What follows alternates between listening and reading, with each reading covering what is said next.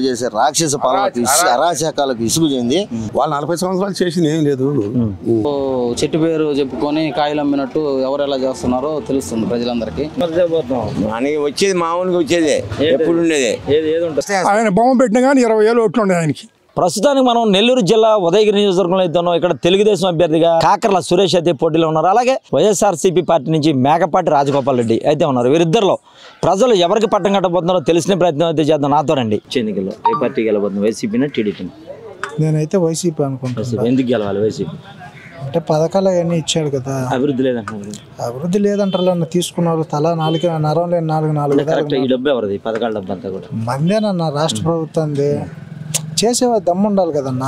మరి తీర్చాలి, అప్పు తీర్చిది కూడా ఉండాలి. తీర్చడన్నా ఇప్పుడు లేనప్పుడు ఆకలి వేసేటప్పుడు అన్నం పెడతల్లా, కడుపు నిండాక మళ్ళీ మనం కష్టం చేసి ఎట్టొకటి తీర్చుకుంటా అప్పు. అదే విధంగా ఎందుకు లేదా ఇంకా ఎక్కువ అవుతుంది కదా ఉన్న ఆస్తులను నమ్ముకోవడం.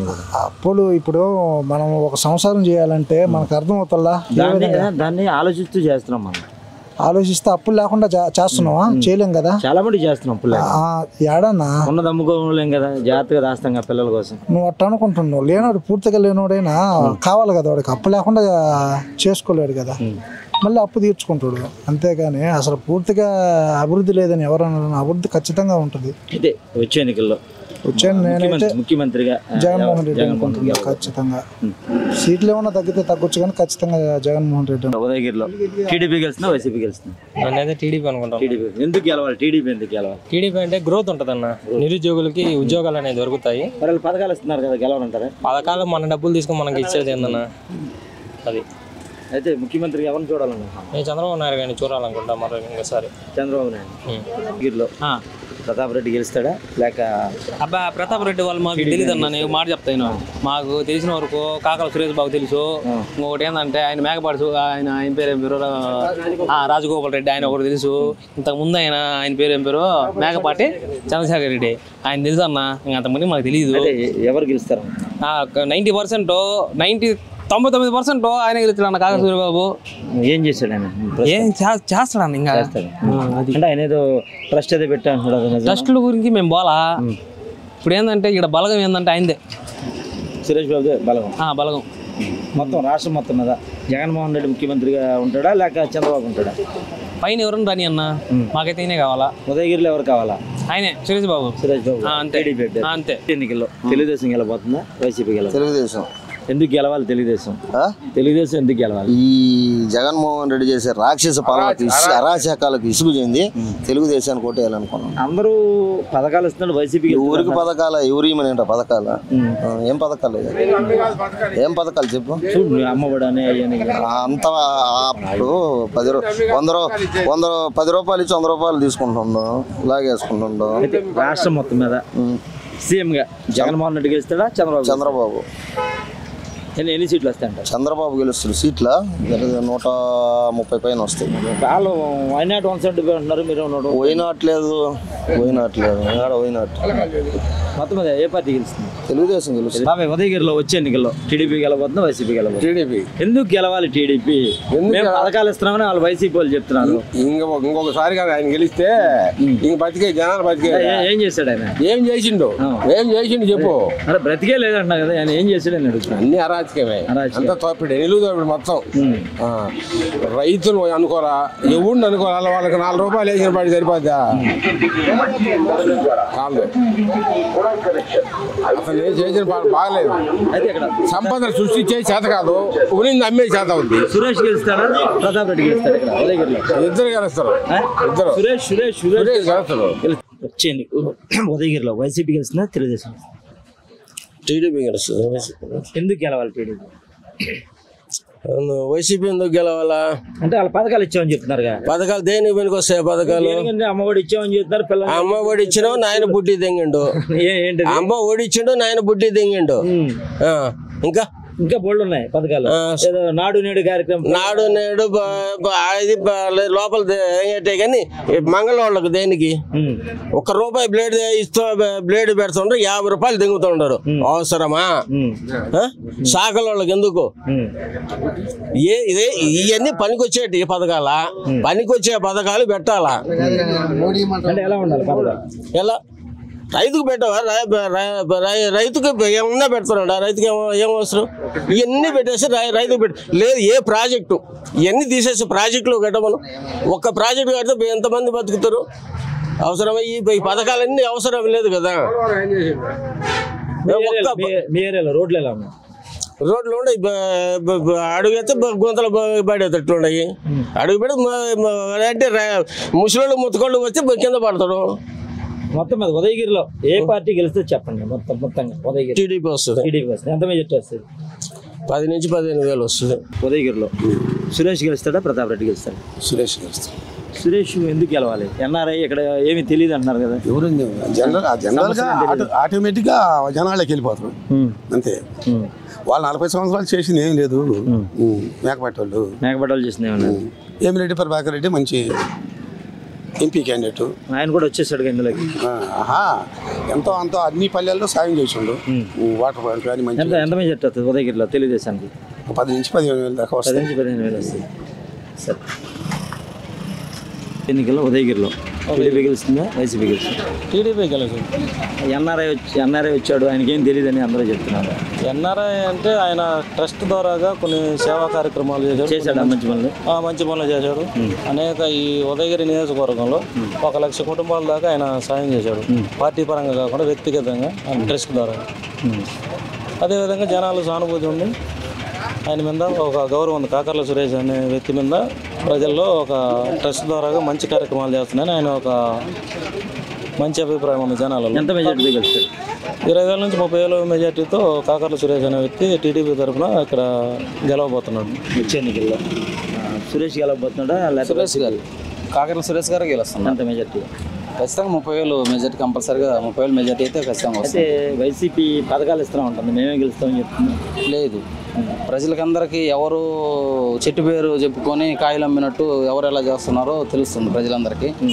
ఇప్పుడు వచ్చేసి రాజగోపాల్ రెడ్డి అనే వ్యక్తి కొత్తగా జాయిన్ అయ్యాడు అది వాళ్ళ అన్న టీడీపీలోకి రాబట్టి ఆడ ప్లేస్ ఉంది కాబట్టి ఇతను వచ్చాడు ఈ రాజగోపాల్ రెడ్డి అనే వ్యక్తి అతనికి రాజకీయం అంటే కూడా ఎందుకు తెలియదు అతను ప్రజల పట్ల ఊరు వెళ్ళి ప్రజలు ఏ ఇబ్బంది పడుతున్నారో వాళ్ళకి ఏ అవసరాలు ఉన్నాయో అడిగి తెలుసుకుని ఇంతవరకు ఈ మా ఊరికైతే అసలు రాలేదు వచ్చే ఎన్నికల్లో తెలుగుదేశం గెలుస్తుందా వైసీపీ గెలుస్తుందా తెలుగుదేశం గెలుస్తుందా వైసీపీ గెలుస్తుందా ఏం మనకే మగ్గు ఏమో ఎట్టుందో ఎవరు తెలుసు చెప్పలేవా కాదండి ఎక్కడ మాది మాటూరు దగ్గర మాటూరు వచ్చే ఎన్నికల్లో జగన్మోహన్ రెడ్డి గెలవాలనుకున్నారా చంద్రబాబు గెలవాలి చంద్రబాబు ఎందుకు గెలవాలి చంద్రబాబు సరే ఎవరి అభిమానం వాళ్ళది జగన్మోహన్ రెడ్డి పథకాలు ఎత్తారని చెప్తున్నాను మరి కరెక్టేలే గెలవడా చట్టండి చెప్పలేమండి అమ్మ నువ్వు ఏ పార్టీ గెలవాలనుకున్నావు జగన్ కలిసింది ఉదయగిరిలో వచ్చే ఎన్నికల్లో తెలుగుదేశం గెలుతుందా వైసీపీ గెలుతుందా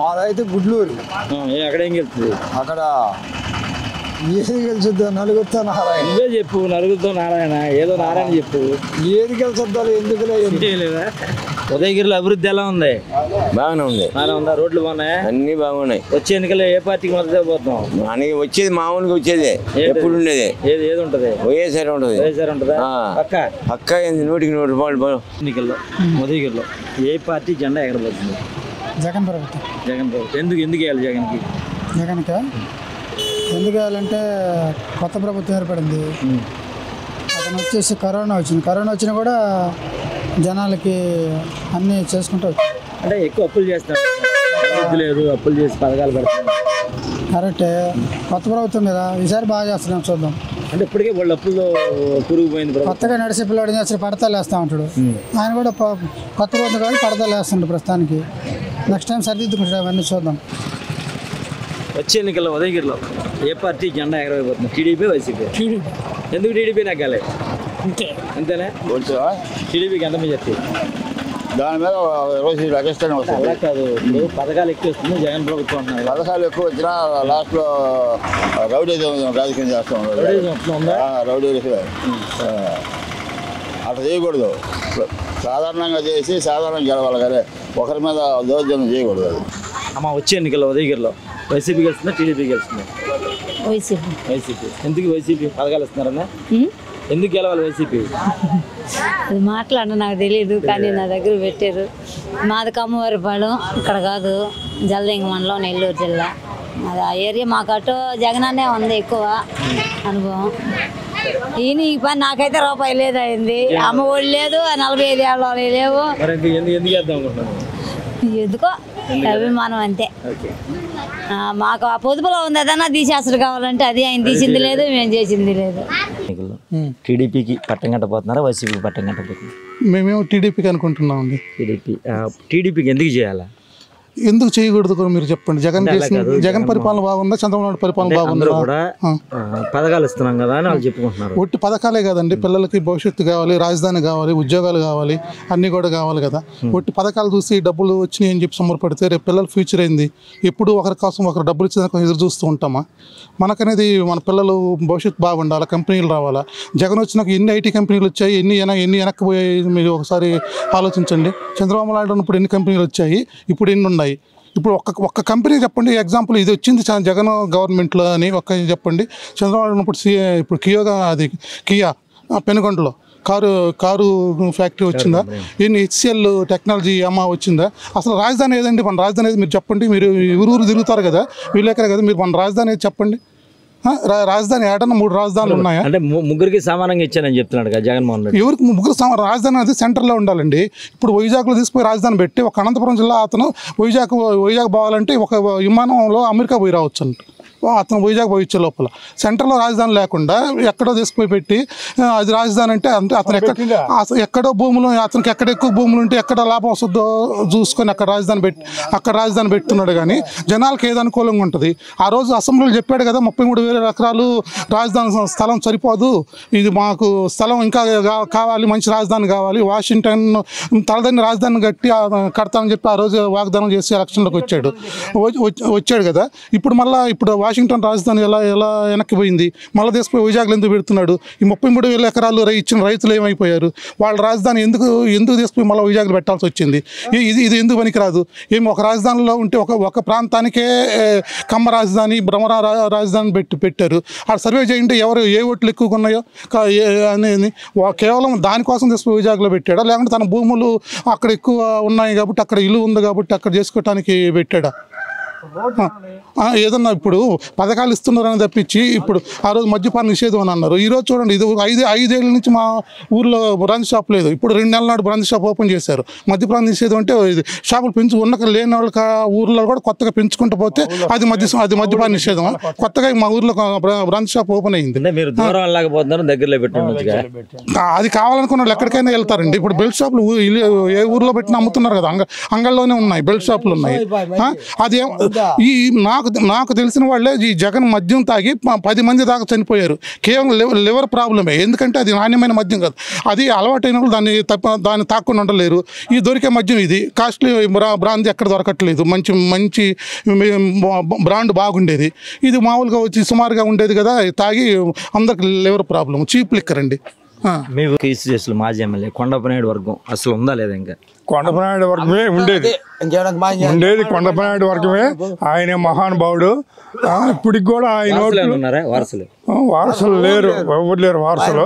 ఇంకా మేమే వారసులం ఆయనకి మేమే వారసులం.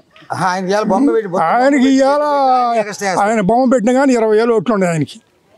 ఈ ఊళ్ళో ఉండే ఓట్లు విగ్రహం పెట్టలేదు, పెట్టుండే అవసరం పెట్టుంది.